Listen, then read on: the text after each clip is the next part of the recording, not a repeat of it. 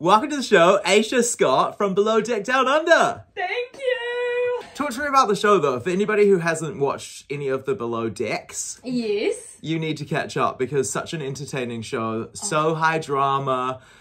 How would you explain your role in this series? So my role in Below Deck, so yeah, for anyone that hasn't watched Below Deck, it's basically following the lives of all of the crew through a really intense season. They get 9 groups of charter guests on, and the reason that they do that is to basically exhaust us, because if you're say doing, I don't like to say regular yachting because it implies that what we do is fake. It's not fake, it's all very real. But if you're doing a non-filmed season, usually you'd have guests that would come on and they'd film a week they'd come on for a week or 2-week holiday kind of thing. So you get into a groove with them, you learn their schedule, you learn what time they wake up, what drinks they like, and you get the sense of familiarity, but they purposely give you 9 different groups so you can never get into that groove with anyone.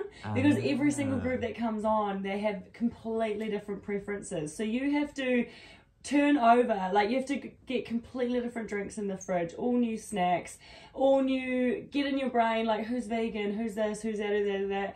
And they just do it to up your workload times a million. So it's absolutely exhausting. So my role, probably a longer answer than you anticipated. My role is, I'm like the matriarch of the boat. I'm the chief stew, so I basically just oversee everything.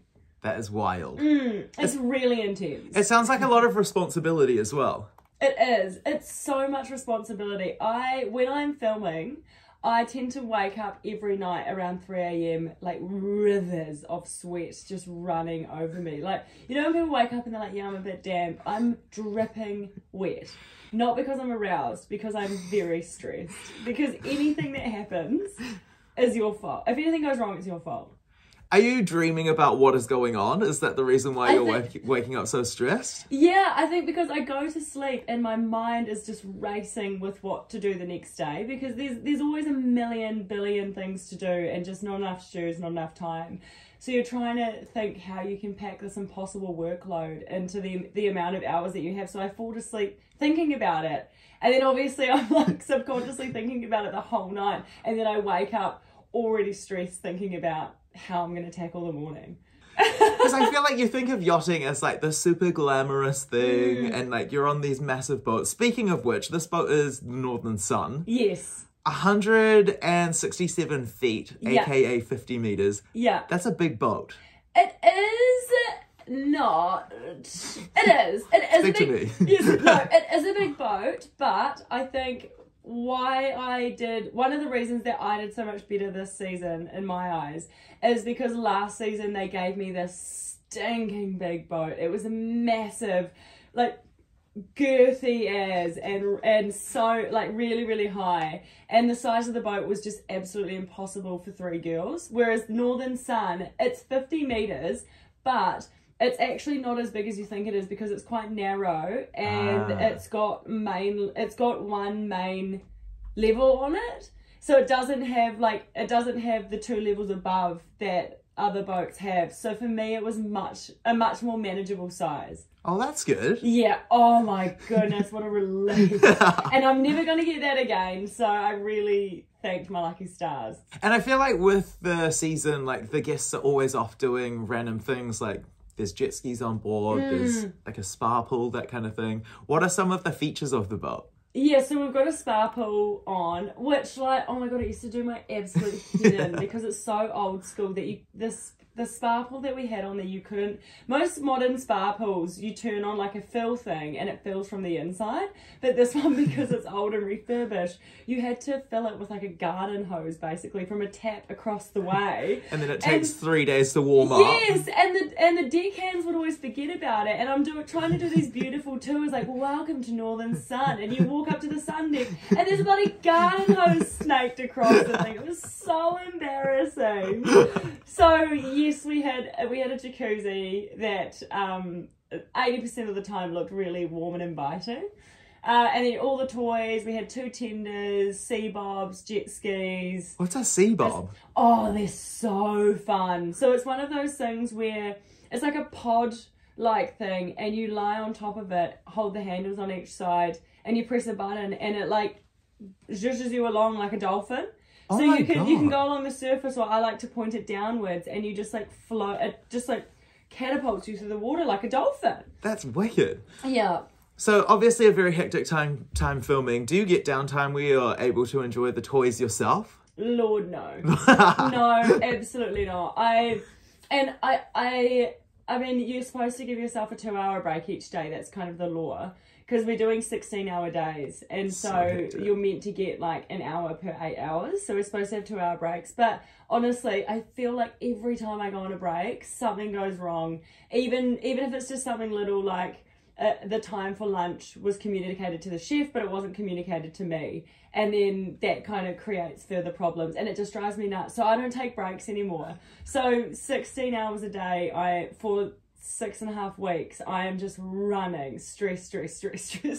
And you have to be on the entire time because the guests are there expecting you to do whatever they want at any given moment. Exactly. And again, as the chief stew, I am like the face of the boat. I'm like the head of entertainment. So I have to be out there charming the pants off them every time I go out there. And then because I'm a known face now, that when guests come on, they have to pretend that they don't know me because it's like I'm just a chief stew on the boat. Yeah. But they do know me. And so, like, you know, secretly deep down. And so when I'm out there, it's like, Aesha. I'm like, yes. I'm really enjoying this. No, I'm not. Yes, I know I'm not. Well, because I guess for them, each time they're only on there for 48 hours. So for each of them, it's like this exciting new thing, but for us it's like 1 of 9 that you're just keeping on going. So you have to give everyone that brand new wave of energy as though it's your first time as well. I feel like you do have this really endless amount of energy. Like every time I see you, you're always so up, you're always so on, which is amazing. But at the same time, I also know how tiring it is to be that person and to have to do that all the time. Yeah, I am. I'm lucky that I'm someone that does have an endless energy source, thank goodness. But that's why I've developed some techniques for having some me time amidst the craziness. So my one moment of like mindful meditation per trip is between each lot of guests we have a night out. So we'll do our night out, we'll come home, most of the people get really drunk, get into their bikinis, go into the jacuzzi. Every time I go straight to the microwave, I get my Maggi chicken 2-minute noodles. I've got a special recipe where I microwave it for about 8 minutes. I get it really sticky and gluggy. Yeah. And then I go to my cabin, I'll put like a podcast on, or maybe sneakily away from the cameras, put like a Netflix series on or something. And I suck it down one noodle at a time. And that is my one moment every charter that is just purely self-indulgently for me. So noodles are your sanity. Yeah, it makes me so happy. When is the Maggi sponsorship coming through? I know! Well, I'm hoping when season 2 airs, I can give that one a little nudge, because I really did represent them hard. Yeah, I deserve it. Because you've been on Below Deck Mediterranean. Yes, And 4 and 5. 4 and 5. And now 1 and 2 of Down Under. How good. Yeah. How would you say this series is different to, let's say, the Mediterranean one? So the way I kind of describe it is the Mediterranean is more formal. Like when the guests leave, you do have that stew patron kind of relationship. You know, we're here to formally serve you. Whereas you obviously become friends with them a little bit too, but it's that more formal relationship. Whereas in Australia, it's so much more laid back and you just become bros. Like maybe it's just my personality, but I just became bros with all of my clients and you leave as mates. Would you It's so say nice. this season is more crazy and hectic than the Mediterranean one in the sense of like, obviously you're not as formal? I don't think it's more crazy or hectic. I think both seasons create an absolute boiling pot ripe for explosion. But I would say, I feel like season 4 was my craziest for me, like for how because I was just me. Yeah. I'm always me. But then season 5, everyone was boring. I struggled with that. That's mean, but it was a hard crew. And then season 1 of Down Under, because I was trying to prove myself as Chief Stew, I feel like I was really boring, you know, because I was just so stressed. I was so focused on my job. I found it really hard to have fun. And so then going back in season 2 and knowing that I was capable and just being able to let that go because I'd already proved myself, the silly usual season 4 Aesha comes back in season 2 of Down Under, and I love it. I'm so excited to watch it. Oh, you should be. It's so good. I mean, you alone is enough entertainment for anybody, but Thank you. I feel like the whole show is just so good. For somebody who might be listening or watching who wants to get into yachting themselves, do you have any advice? First of all, just do it. Don't think about it. Don't ruminate. Just go and bloody do it, because it's life-changing. I think every young person should do it. You learn really good work ethic, and you get to see this type of luxury that we just don't have in New Zealand. You know, I remember going over there, and in my first year, the guests got off and I was sitting on this 95-metre boat up in the jacuzzi, sipping on their leftover Dom Perignon. And you just don't do that kind of thing in New Zealand. Yeah. And so if you are serious about going to do it, go to the Polytech. I did mine in Tauranga. There's one in Warkworth. Do your STCW, do your ENG1 medical. And then just fly to France, fly to Spain, walk the docks. Be proactive.